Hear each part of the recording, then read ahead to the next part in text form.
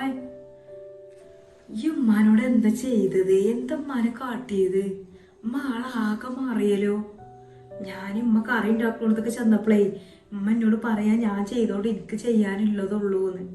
ഈ വേറെ എന്തെങ്കിലും ചെയ്തു എന്നൊക്കെ. ഞാൻ എന്താ എന്നോട് പറഞ്ഞത്? ഞാൻ പറഞ്ഞിട്ടില്ലേ ഉമ്മക്ക് ഒരുപാട് മാറ്റങ്ങൾ വന്നെന്ന്.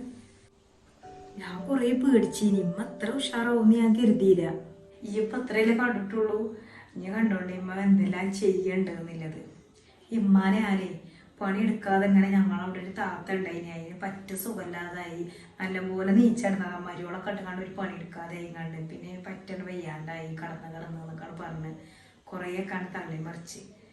പിന്നെ ഞാൻ മനപ്പുറവും കുറച്ച് പണിയൊക്കെ കൊടുത്തപ്പോ ഉമ്മ താനെ നന്നായതാണ്. പിന്നെ ഈ ഇങ്ങനെ എവിടെ കയറി ചെന്നങ്ങൾ ഞാൻ ചെയ്യാ ഇറങ്ങാണ്ട് പയ്യെ പോലെ കാട്ടാൻ നിൽക്കണ്ട.